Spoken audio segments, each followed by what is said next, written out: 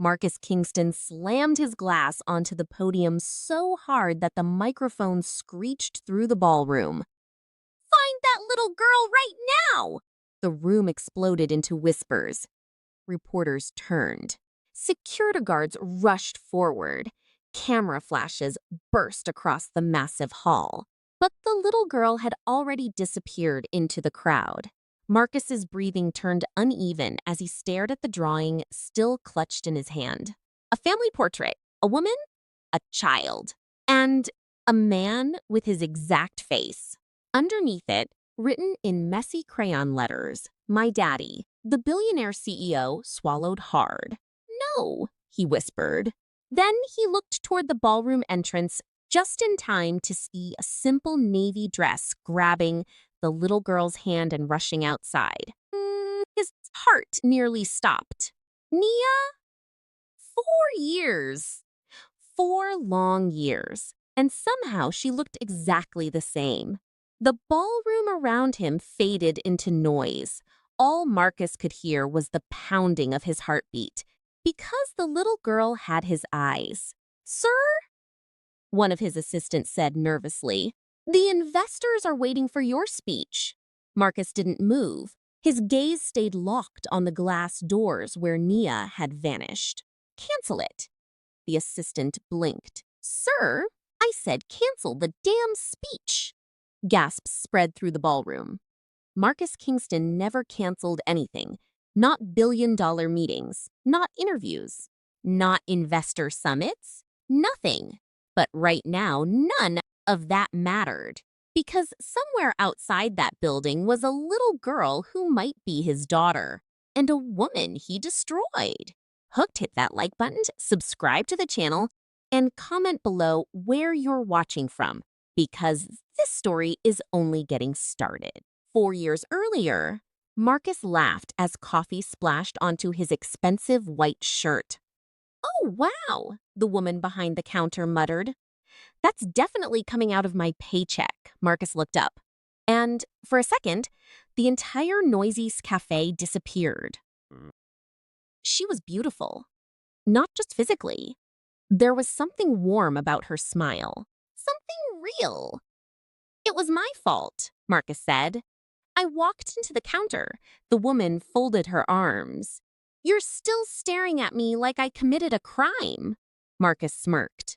"Maybe I'm in shock." "From the coffee." "No," he said softly. "From you." The woman rolled her eyes immediately. "Oh, God, you're one of those." "One of what?"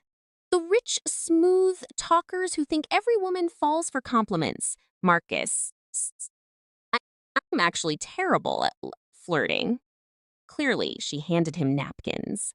"Well, terrible at flirting, your replacement coffee is free. Only if you tell me your name." She hesitated for a second. "Nia." "Marcus." "Okay, Marcus. Now go sit down before you flirt your way into another accident." He should have left after that. He had meetings, investors, deadlines. His startup was hanging by a thread financially. But instead, Marcus sat near the counter for almost 2 hours pretending to work while secretly watching her laugh with customers. And somehow, for the first time in months, he smiled. That night, Marcus returned. Then the next night. Then the night after that. Eventually, Nia walked over holding a coffee pot. "You know, normal people don't spend this much time in cafes." Marcus looked up from his laptop. "Normal people don't make coffee this good." "You said that yesterday, and I meant it even more today." Nia laughed despite herself. "You really don't quit." Marcus leaned back. "Can I ask you something?" "That depends." "Why do you look sad every time you think nobody's watching?" Her smile faded slightly. For a moment, she looked genuinely surprised. Then she sat across from him. "My mom passed away last year," she admitted quietly, "and some days still feel strange." Marcus's expression softened immediately. "I'm sorry." Nia shrugged. "Life keeps moving, whether you're ready or not." That sentence hit Marcus harder than she realized, because his own life felt exactly like that. Fast, relentless, lonely. For the next hour, they talked about everything: music, dreams, failure, fear. And when the cafe finally closed, Marcus realized something terrifying. He didn't want the night to end. Days turned into weeks. Weeks turned into months. Marcus started finding excuses to see her constantly. One rainy night, Nia laughed as Marcus struggled to play piano inside her tiny apartment. "That sounds terrible," she teased. Marcus groaned dramatically. "I'm trying my best." "No, you're attacking the keys emotionally." He burst out laughing. Then suddenly, the laughter faded. Their eyes locked. The room became quiet. Marcus stepped closer slowly. "Nia!" She looked nervous. "Marcus, I think I'm falling for you." "Silence!" Then Nia whispered the words that changed everything. "I already fell." Marcus kissed her immediately. Soft, careful, real. And for the first time in years, Marcus felt something beyond ambition: peace. Months later, Marcus's company exploded overnight. Investors poured in. Interviews flooded his schedule. His face appeared on business magazines everywhere. But success changed everything around him, especially the people around him. "You need to be careful," Victoria Hale warned while adjusting her diamond bracelet. Marcus sighed. Victoria was his company's biggest investor's daughter. Beautiful, manipulative, dangerous. "There's nothing to be careful about," Marcus replied. Victoria smirked. "A struggling waitress dating a future billionaire? Please. You really think that's love?" Marcus's jaw tightened. "Nia isn't like that." Victoria leaned closer. "Every powerful man says that before losing half his fortune." Marcus walked away, irritated. But the seed had already been planted, and over the following months, the pressure only got worse. Investors questioned him constantly. Board members whispered behind closed doors. Articles started appearing online, criticizing his unprofessional relationship. Then came the fake messages. Victoria showed Marcus screenshots claiming Nia had mocked him to friends, called him naive, easy to manipulate. Marcus stared at the messages in disbelief. "This doesn't make sense." Victoria crossed her arms. "You're blinded because you're in love." Marcus wanted to deny it, but fear had already entered his mind. And fear destroys people faster than hate ever could. One night, Marcus arrived at Nia's apartment already angry. Nia opened the door smiling. "I made your favorite. Who have you been talking to about me?" Her smile vanished instantly. "What?" Marcus held up his phone. "These messages." Nia stared at the screen confused. "I never sent those." "Stop lying." Nia stepped back, hurt. "Marcus, what's wrong with you?" "What's wrong with me?" he snapped. "I made you part of my life, and now everyone thinks you're using me." Tears filled her eyes immediately. "You really believe that?" Marcus ran frustrated hands through his hair. "You don't understand the pressure I'm under right now." "No," Nia whispered. "I understand perfectly." The room became painfully quiet. Then Nia looked down before saying softly, "I'm pregnant." Marcus froze. Everything stopped. "What?" Nia's voice trembled. "I found out 2 days ago." Marcus stared at her in complete shock. A baby. His baby. But instead of joy, fear consumed him. Fear of losing control. Fear of scandal. Fear of betrayal. And then he said the cruelest words of his life. "How do I even know it's mine?" Nia looked like he had physically slapped her. Tears rolled down her cheeks slowly. "You don't deserve this child." Marcus instantly regretted it. "Nia, wait." But she was already backing away. "No," she whispered painfully. "You made your choice." And then she closed the door in his face. If this story is hitting emotionally already, take 2 seconds to like the video, subscribe, and comment Team Nia or Team Marcus below, because things are about to get even more intense. Marcus stood outside Nia's apartment for a long time after the door shut. Rain started falling again. Slow at first, then harder. He didn't move. Inside his head, her words kept repeating, "I'm pregnant." And his response, "How do I even know it's mine?" Marcus clenched his fists so tightly his nails cut into his palms. "What did I just do?" he whispered. He lifted his hand to knock again. Stopped. Lifted it again. Stopped again. Then he turned away and walked into the rain like a man leaving something he would never get back. 3 weeks passed. Nia didn't call. Marcus didn't either. Not because he didn't want to, but because Victoria made sure he stayed buried in chaos. "Investors are threatening to pull out," she told him one morning, casually sipping wine in his office like she belonged there. "All because of your little distraction." Marcus looked exhausted. "I don't want to talk about Nia." Victoria raised an eyebrow. "Funny, because everyone else is talking about her." "What does that mean?" Victoria smiled slightly. "Oh, nothing. Just that people are wondering if the CEO of Kingston Tech is about to become a father to a waitress who's probably not even sure herself." Marcus stood up immediately. "Don't talk about her like that." Victoria didn't flinch. "You're emotional. That's dangerous." Marcus slammed his fist on the desk. "I said don't talk about her like that." Silence filled the room. Then Victoria softened her voice. "I'm trying to protect you." "No," Marcus said coldly.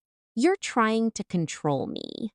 That was the first time Victoria realized she might lose him, and she didn't like that. Meanwhile, Nia sat alone in her small apartment staring at a pregnancy test she had already seen too many times. Positive. Still positive. Amara wasn't even born yet, but Nia already felt the weight of the world on her shoulders. She whispered to herself, "I can do this." Then she cried anyway, because saying it and believing it were two very different things. Her phone rang suddenly. Unknown number. She hesitated, then answered. "Nia?" Her breath caught instantly. "Marcus?" A long pause. Then his voice, tired and broken. "I need to see you." Nia laughed bitterly. "No, you don't. Yes, I do. You had your chance." "I know." Silence. Then Marcus said quietly, "I made a mistake." Nia's grip tightened on the phone. "A mistake?" she repeated. "You accused me of trapping you. You questioned my baby. You humiliated me." Marcus swallowed hard. "I was under pressure." "So was I," Nia snapped, "but I didn't throw you away." That hit him hard. He didn't respond immediately. When he finally spoke, his voice was softer. "Please." That one word almost broke her, but she refused to let it. "No," she said firmly. "Don't call me when it's convenient for you."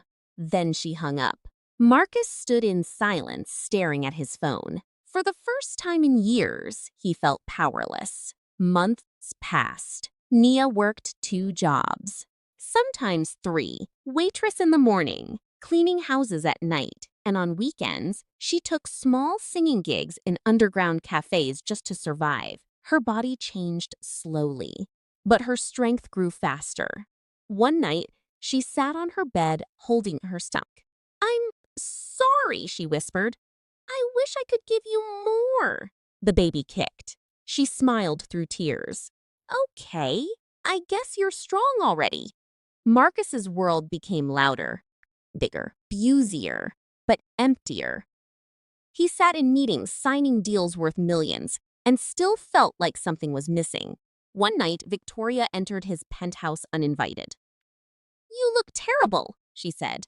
Marcus didn't look up. "I'm fine." Victoria placed a folder on the table. "What's this?" Marcus opened it. "Photos." Nia, pregnant, walking down the street, getting groceries, working shifts. He froze. "Why are you watching her?" he asked slowly. Victoria shrugged. Because you wouldn't. Marcus's voice dropped dangerously. You had her followed? I had information collected, she corrected. There's a difference. Marcus stood up instantly.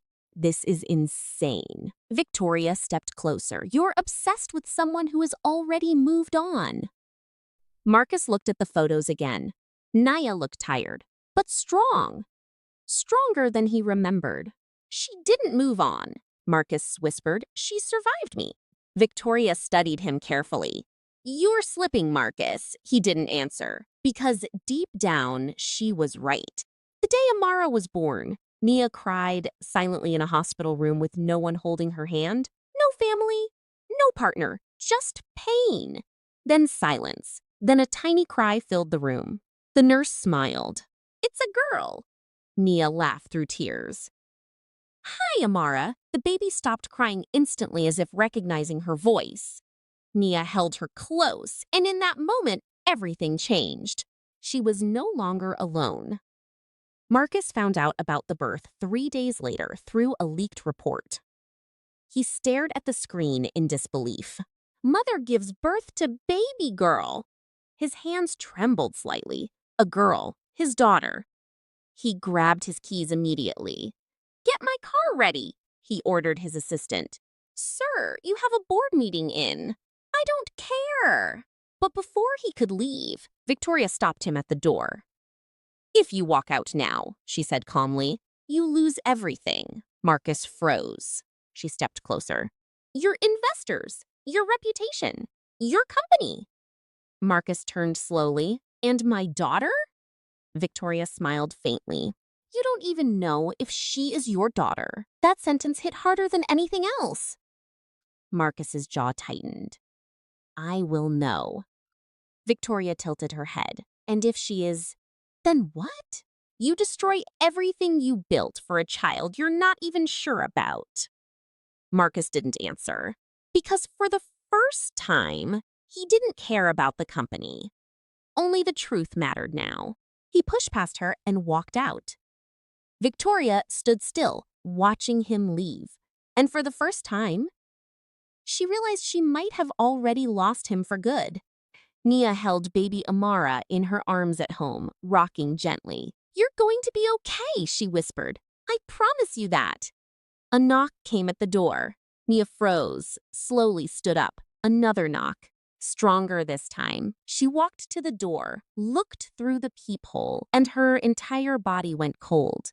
Marcus Kingston, standing there, soaked in rain again, but this time, not leaving. If you're still watching, don't forget to like, subscribe, and comment keep going, because the next part changes everything between them. Nia didn't open the door immediately. She stood frozen, baby Amara resting on her shoulder, tiny breaths filling the silence. Another knock came, stronger. Please! Marcus's voice came through the door, rough and broken. Nia, open the door!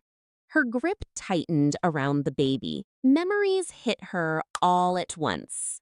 The argument, the accusation, the way he looked at her like she was a stranger. She closed her eyes. No, she whispered to herself, not again? Amara stirred softly. That tiny movement changed everything. Nia exhaled slowly, then opened the door just a crack. Marcus stood there drenched, breathing heavily like he had run for miles. Their eyes locked. Neither spoke for a moment. Then Marcus looked down and saw the baby. His entire body went still. Nia immediately stepped forward, blocking his view. What do you want? She asked coldly. Marcus swallowed hard. I need to know, he said. Is she mine? Nia let out a bitter laugh. You came all this way for that? Marcus stepped closer. Yes. Her eyes sharpened instantly. No, how are you? No apology, no shame. Just that? Marcus flinched slightly. I made mistakes. Mistakes? She repeated sharply. You shattered me, Marcus. Silence. Amara made a small sound, and Marcus instinctively leaned forward, but stopped himself. His hands shook slightly.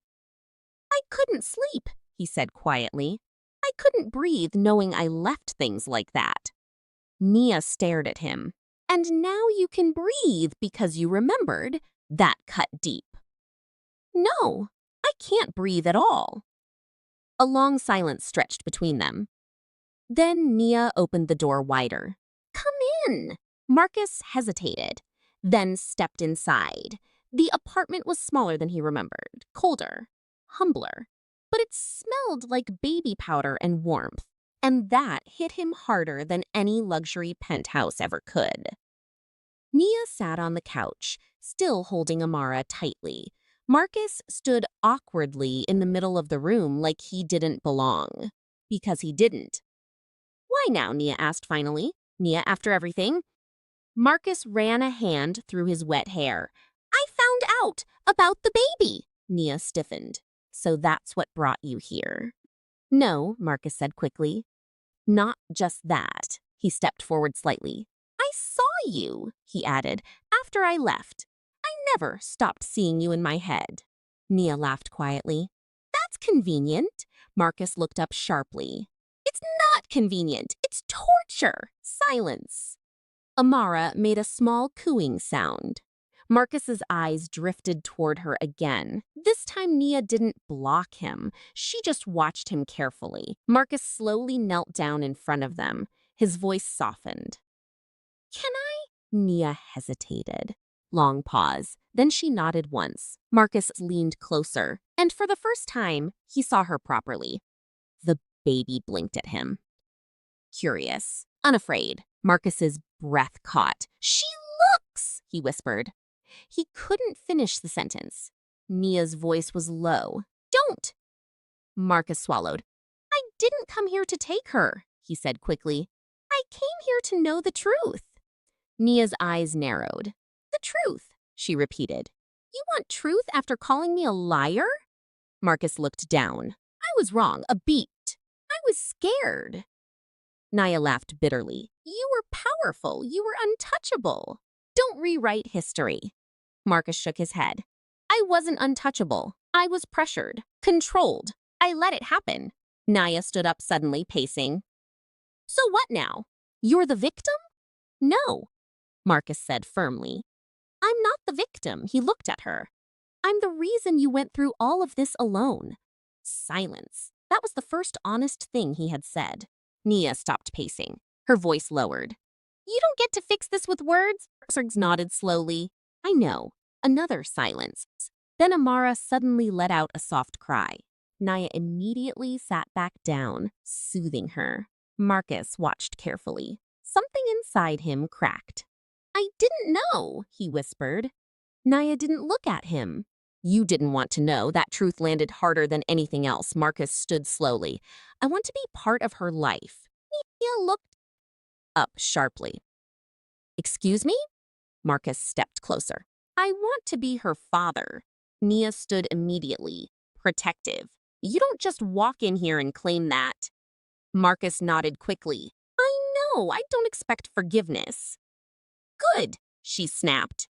Because you don't deserve it. Marcus flinched again but didn't back down. I will earn it. Nia laughed. You think money earns this? Marcus shook his head. No. A pause. Time does. Silence filled the room again. Amara had fallen quiet now, watching both of them. Nia's voice softened slightly, but still firm. You can't just appear and expect her to call you anything. I don't expect that, Marcus said quietly. I just want the chance not to disappear again. That sentence hit differently. Nia studied him. For the first time, he didn't look like a billionaire CEO. He looked like a man who had lost everything important. Still, she wasn't convinced. You leave, she said finally. Now. We'll talk later. If I decide to. Marcus hesitated, then nodded slowly. He looked at Amara one more time, then at Nia. I'm not going anywhere, he said quietly, and walked out. Outside, rain was still falling. Marcus stood under it again, just like 4 years ago. But this time, he didn't walk away. He stayed, watching the building, waiting. Inside, Nia held Amara close. her hands trembling slightly. "You're too young to understand this," she whispered. But Amara stared at the door Marcus had left through, as if she already felt something changing. 2 days later, Marcus returned. This time with no warning, no knocking, just standing outside again. Waiting. Nia opened the door slowly. "You again," she said flatly. Marcus nodded. "Yes," she sighed. "What now?" Marcus held out a small paper bag. "I brought food." Nia blinked. "Food? Yes," he said awkwardly. "You probably haven't eaten properly." Nia stared at him, then laughed despite herself. "You think this fixes anything?" Marcus shook his head. "No." A pause. "I just didn't know what else to do." Silence. Then from inside, Amara made a sound again. Nia hesitated, then opened the door wider. "5 minutes," she said firmly. "That's it." Marcus nodded quickly. 5 minutes is enough to start. And for the first time, Nia didn't shut the door in his face. If you're still following this story, don't forget to like, subscribe, and comment because things are about to shift in a way none of them are ready for. 5 minutes turned into an hour without either of them noticing. Marcus sat awkwardly on the edge of the small couch while Nia fed Amara in silence across the room. The only sound was the soft clinking of a spoon and the distant hum of traffic outside. Marcus kept glancing at the baby, then away, then back again. Finally, he spoke quietly. "She sleeps a lot?" Nia didn't look at him. "She's a baby." Marcus nodded like he understood something complicated. Right after that, silence fell again. Then Amara suddenly dropped her spoon and giggled at nothing. Marcus smiled without thinking and froze immediately after, like he wasn't allowed to feel that. Nia noticed. "You don't have to act strange around her," she said flatly. Marcus looked at her. "I don't know how to do this." Nia finally met his eyes. That was kind of obvious 4 years ago, too. That hit him directly. He lowered his gaze. "I was wrong." Nia laughed softly, but there was no humor in it. "You keep saying that like it rewinds time." Marcus leaned forward slightly. "I know it doesn't." A pause, "But I'm here now." Nia stood up sharply. "No, you're here because you found out she exists." "That's different." Marcus stood too. "That's not true." "It is," she snapped. "If you didn't find out, you'd still be gone?" Marcus opened his mouth, closed it again, because she was right, and that silence made her even angrier. "Do you know what it was like?" Nia's voice rose. "Going to appointments alone? Working while pregnant? Crying in bathrooms because I didn't know how I was going to survive?" Marcus's jaw tightened. "I didn't know. You didn't want to know," she shouted. Amara startled slightly.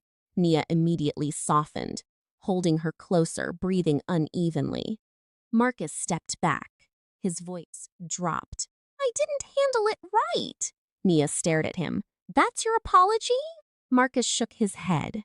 "No, it's my explanation. My apology is everything after this." Silence. Nia didn't respond. Marcus took a slow step forward. "I want to do better."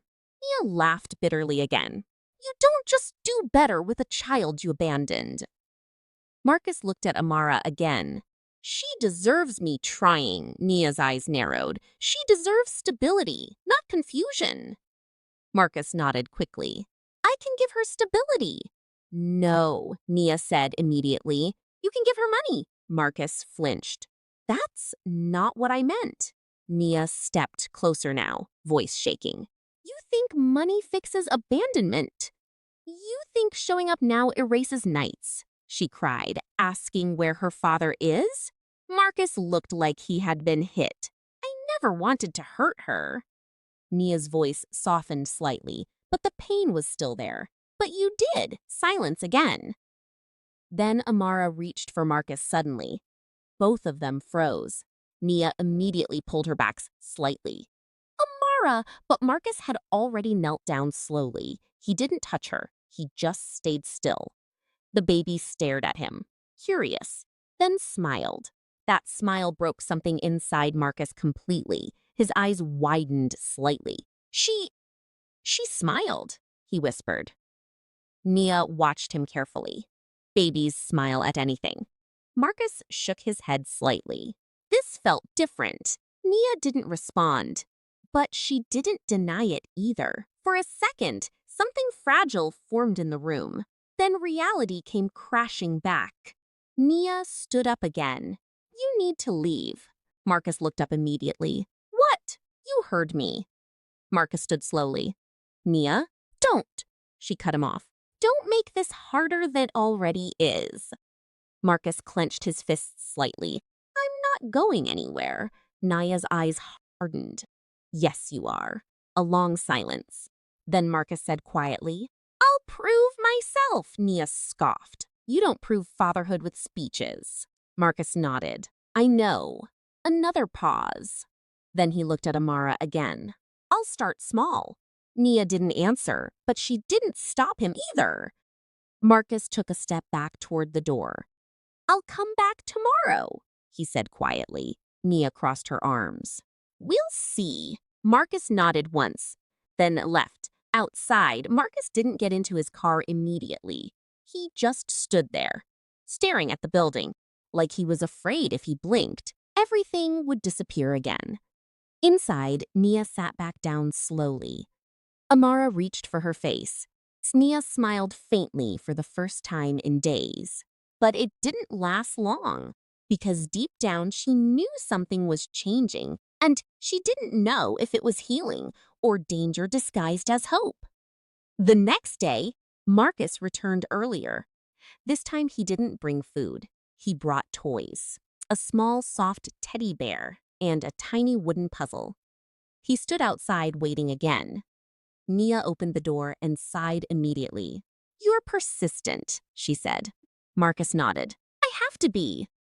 Nia crossed her arms. What is this now? Marcus held out the teddy bear. For her. Nia looked at it, then at him. You think she needs that? Marcus hesitated. No, I think I do. That made her pause slightly. He continued quietly. I missed everything already. First steps. First laugh. First everything. I can't get that back. Nia looked away. That's the point. Marcus lowered the bear slightly. I just want a place to start. Silence. Then from inside, Amara made a small sound again. Nia looked back at Marcus. 5 minutes, she repeated firmly. Marcus nodded. 5 minutes. But this time, he didn't sit into the couch. He stayed closer to the baby, carefully, watching, learning. And for the first time, Nia didn't feel like he was a stranger. She felt like he was something more dangerous. A man trying to become a father without knowing if he deserved the chance. And that scared her more than his absence ever did. If you're still following the story, don't forget to like, subscribe, and comment because Marcus is about to discover something that changes everything he thought he knew about Nia and Amara. Marcus started coming every day. Not loudly, not dramatically, just consistently. Some days he brought small things, books, toys, even a tiny blanket he said looked soft enough. Other days he came empty-handed and just stood awkwardly in the corner, watching Amara like he was trying to memorize her existence. Nia didn't trust it. Not fully, but she also didn't stop him anymore. That was the dangerous part, because slowly something was forming in Amara's routine, and Marcus was becoming part of it. One afternoon, Amara sat on the floor struggling with a wooden puzzles Marcus had brought. She frowned deeply. Marcus knelt beside her carefully. You don't force it, he said softly. You listen to it. Amara blinked at him like she understood, then tried again. Peace slid in perfectly. She clapped immediately. Marcus smiled. And this time, he didn't hide it. Nia watched from the kitchen, arms folded. She hated how natural it looked, like he belonged there. But then she reminded herself, Belonging wasn't the same as earning.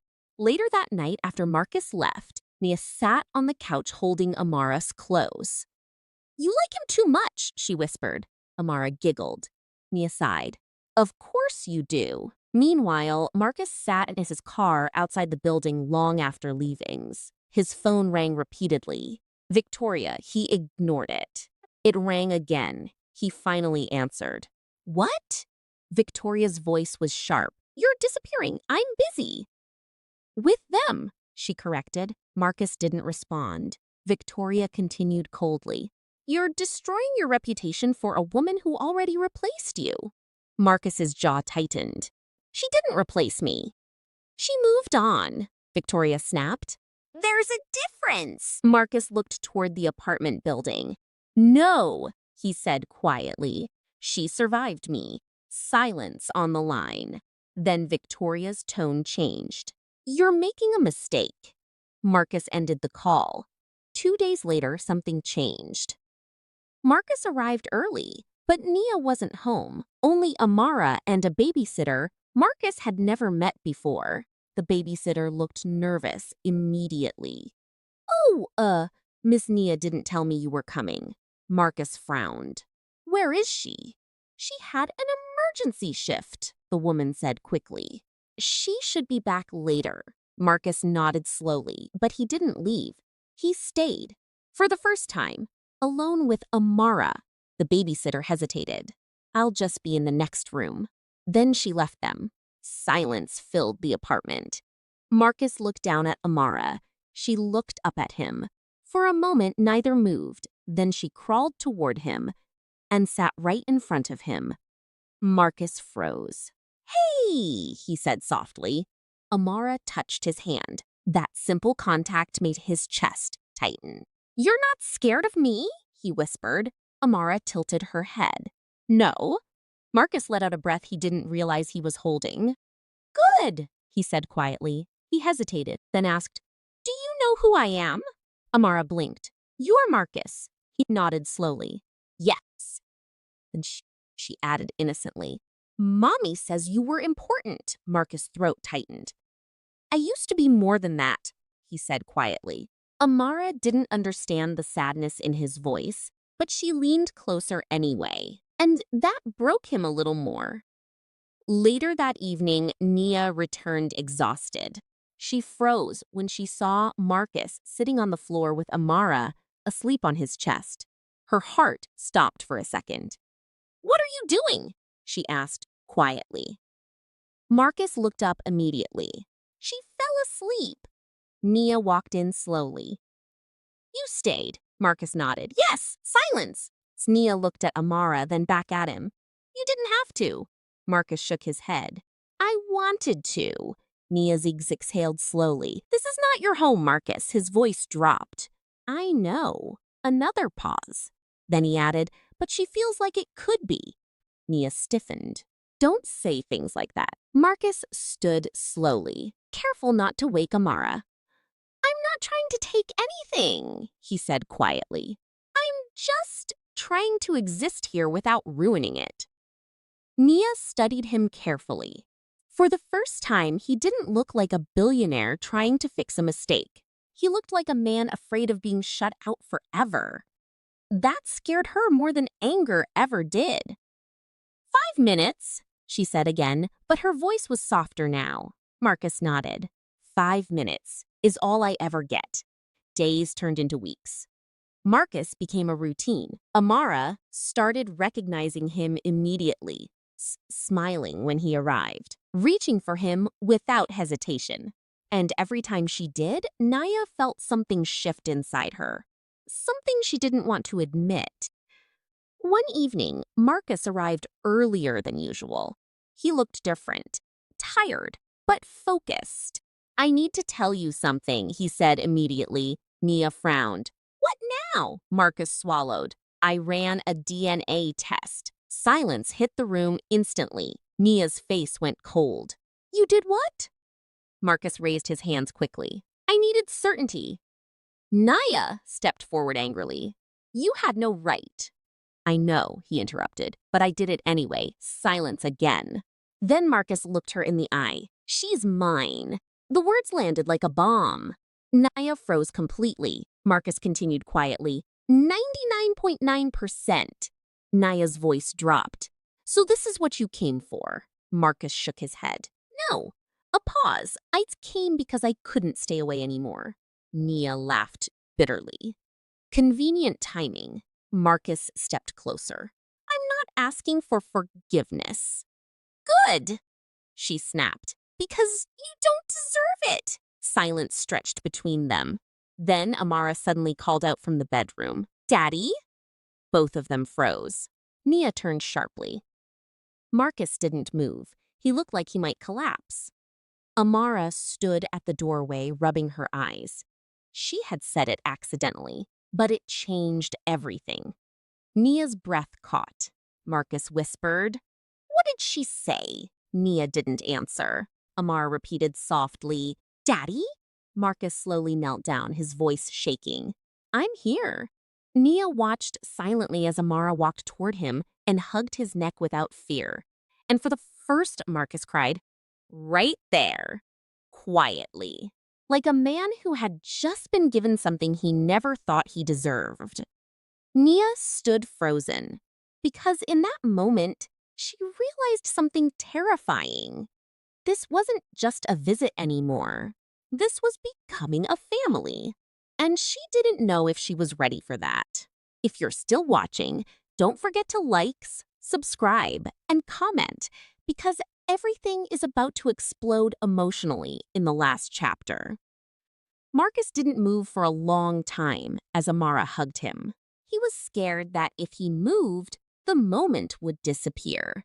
His hands slowly rose and hovered in the air, unsure, trembling slightly, before finally resting gently on her back. That was the first time he touched her like a father instead of a stranger. Nia stood in the doorway, completely silent. Her mind wasn't keeping up with her emotions. Amara pulled back slightly and looked up at Marcus with sleepy eyes. Don't go, she said softly. Marcus froze. Something broke inside him again. I'm not going anywhere, he whispered. Nia finally spoke, voice tight. Bed. Now, Amara nodded obediently and ran back to her room. The second she disappeared, silence crashed between them again. Marcus slowly stood. Nia didn't look at him. You had no right, she said quietly. Marcus nodded. I know. You tested her without telling me. I know. You decided on your own. I know. Each answer was softer than the last.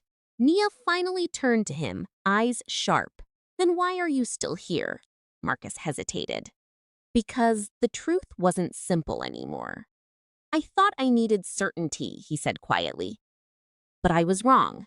Nia scoffed bitterly. So what did you need? Marcus looked toward the hallway where Amara disappeared. I needed her. That hit differently. Nia didn't respond immediately. Her anger was still there, but something underneath it cracked slightly. You don't get to say things like that after abandoning us, she said. Marcus nodded slowly. I know. Silence stretched again. Then Nia whispered, You think love fixes this? Marcus shook his head. No. A pause. But not trying makes it worse. Nia looked away. Because she hated that part. Later that night, Marcus sat outside the apartment building alone again. Rain had started lightly. He didn't care. His phone buzzed. Victoria. He answered immediately this time. What? Victoria's voice was colder than usual. I heard about the DNA test. Marcus closed his eyes. And investors are panicking, she said sharply. You've become unstable. Marcus laughed quietly. I'm unstable because I have a daughter?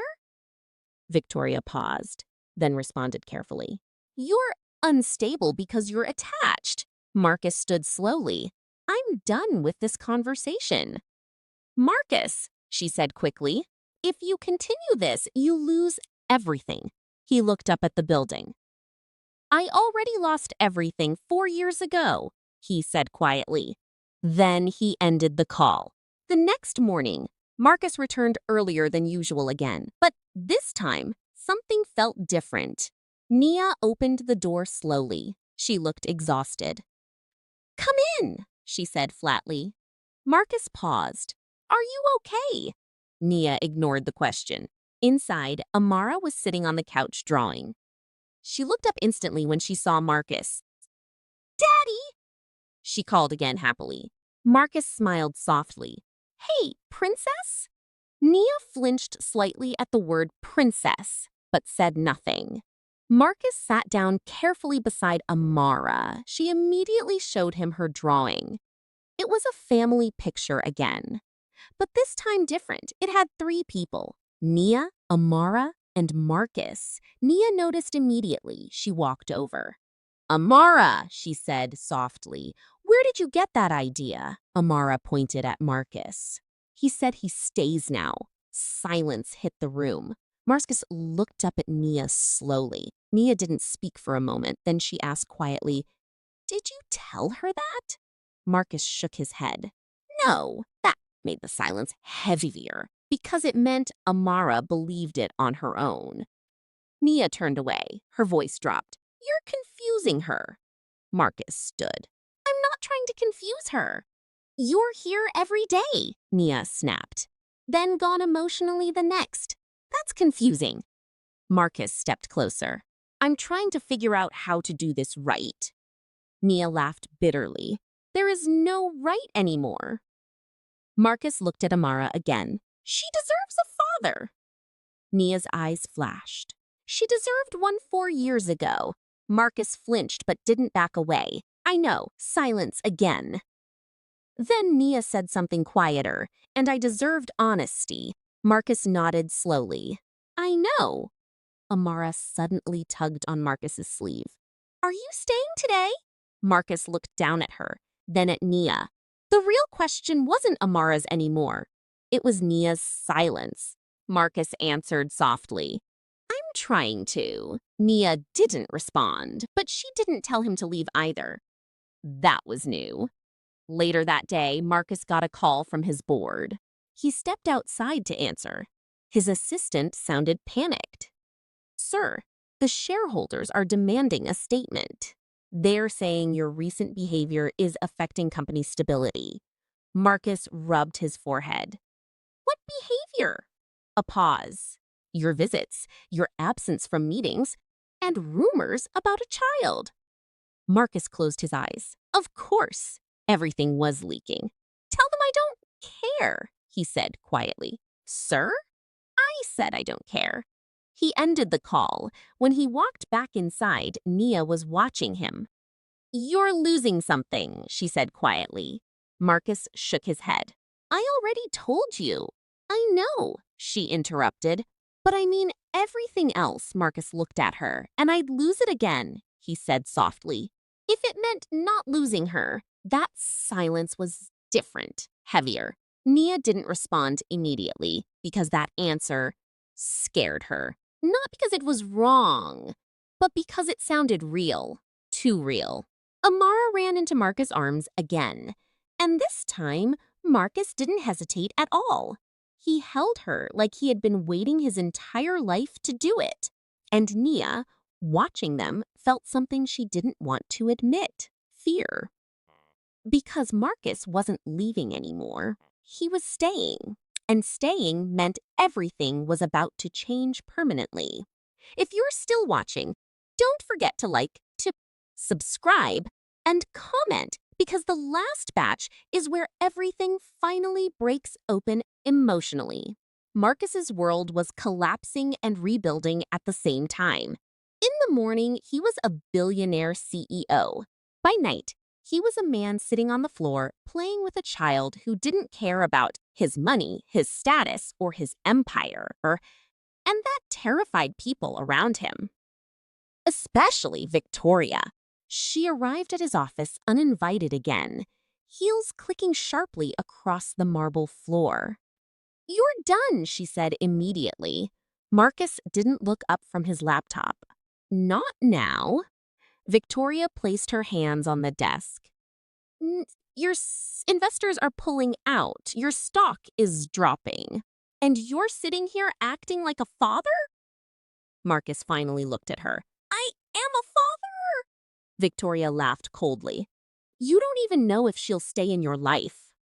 Marcus stood slowly. She's already in it. Victoria stepped closer. Then choose, she said firmly. Her or everything you built. Marcus didn't hesitate. I already did. That silence hit harder than anything else. Victoria stared at him, realizing she was losing control completely. You're making a mistake, she whispered. Marcus shook his head. No, he said quietly. For the first time. I'm not. Back at Nia's apartment, Amara was asleep on the couch. Nia stood in the kitchen staring at Marcus. You can't keep doing this, she said softly. Marcus looked at her. Doing what? Showing up like this, she said. Then acting like you belong here. Marcus stepped closer. I don't act like I belong, he said quietly. I'm trying to earn it. Nia crunched her arms. You don't earn family in weeks. Marcus nodded. I know. A pause. But I don't want to lose more time. Nia looked away. Because that was the problem. He was right. Time was already gone. And it couldn't be replaced. Amara suddenly stirred and called out sleepily. Daddy? Marcus immediately moved toward her. Nia didn't stop him anymore. That realization hit Marcus harder than anything else. She was letting him in. Slowly, but dangerously. The next morning, Marcus received the worst news yet. His board had called an emergency meeting without him. He walked into the boardroom to find everyone already seated. Cold faces. Sharp suits. No warmth. One of the directors spoke immediately. Marcus Kingston, we're voting on your removal as CEO. Silence hit the room. Marcus didn't react immediately. Then he asked calmly, because I have a daughter? A few people shifted uncomfortably. Another director responded. Because you've become unpredictable. Your priorities are no longer aligned with this company. Marcus nodded slowly. You're right. That surprised them. Then he added, my priorities have changed. The room went silent again. Victoria, sitting at the far end, spoke softly. This is your last chance. Marcus looked at her, and for the first time, there was no hesitation in his voice. Then I choose her. The boardroom erupted. Voices, arguments, shock. But Marcus didn't flinch. He simply turned and walked out. That evening, Marcus stood outside Nia's building longer than usual. He wasn't sure what he was expecting. Forgiveness, acceptance, maybe rejection. All of it. Nia opened the door slowly. She already knew something was wrong. What happened? She asked immediately. Marcus looked at her. I'm done. Nia blinked. What? My company, he said quietly. They voted me out. Silence. Nia stepped back slightly. You lost it? Marcus nodded. Yes. Nia stared at him. For us? Mark shook his head. For her. That answer changed the air completely. Nia didn't speak for a long time. Then finally, you gave up everything. Marcus looked toward the room where Amara was playing. I got something back, he said softly. Nia's eyes filled slightly, but she turned away quickly. You don't understand what that means, she whispered. Marcus stepped closer. Then teach me. Silence. Amara ran into the room suddenly and hugged Marcus's leg. Daddy, you came early. Marcus smiled softly. I'm not leaving early today. Nia watched them, and something inside her cracked again. Because this was no longer temporary. This was becoming real, and real meant consequences. Later that night, after Amara slept, Nia sat on the balcony alone. Marcus stood behind her quietly. I didn't mean to destroy your life again, he said softly. Nia didn't turn around. You didn't destroy it this time, she replied. Marcus frowned slightly. Then what did I do? A long pause. Nia finally said, you changed it. Silence. That hit differently. Because change wasn't always good. Marcus stepped closer. I don't want to take her from you. Nia finally looked at him. I know! Another pause. But you will, she's whispered, even if you don't mean to. Marcus shook his head. No! Nia's voice trembled slightly. You already are. Silence fell between them. Because neither of them had an answer for that. Inside the apartment, Amara called out softly in her sleep. Daddy! Marcus closed his eyes. And for the first time, he realized Nia wasn't just protecting her daughter. She was protecting herself too. From him, from hope, from loss, from everything he had become to them. And the hardest truth was still ahead. Because love wasn't the only thing changing. Life itself was about to break open. If you're still watching, don't forget to like, subscribe, and comment final part, because everything ends in the next batch. Morning came quietly, but nothing about Marcus's life felt quiet anymore. He stood in Nia's apartment holding a small bag in his hand, watching Amara eat breakfast like it was the most important meeting in the world. Nia moved around the kitchen silently. No argument today. No resistance. Just silence. And that scared Marcus more than anger ever did. Amara suddenly held up her spoon. Daddy, look! Marcus leaned closer. Yes, I didn't spill today. He smiled immediately. That's impressive. Amara nodded proudly like she had just solved world peace. Nia watched them for a second, then quickly looked away. Marcus noticed, but he didn't push. Not anymore, because something had changed in the air. This wasn't a visit now. It was routine. And routine meant attachment, and attachment meant consequences. Later that day, Marcus got a final call from his former board assistant. His voice was tense. Sir, the company has officially replaced you. Marcus was quiet for a moment, then simply said, Okay, the assistant hesitated. That's it. Marcus looked toward the window. I already left that life. He ended the call. No anger, no regret, just distance. When he returned to Nia's apartment that evening, Nia was waiting, arms crossed, face unreadable. Marcus immediately sensed it. What happened? Nia stepped forward slowly. I saw the news, Marcus nodded. Then you know. Nia's voice dropped. You really did it.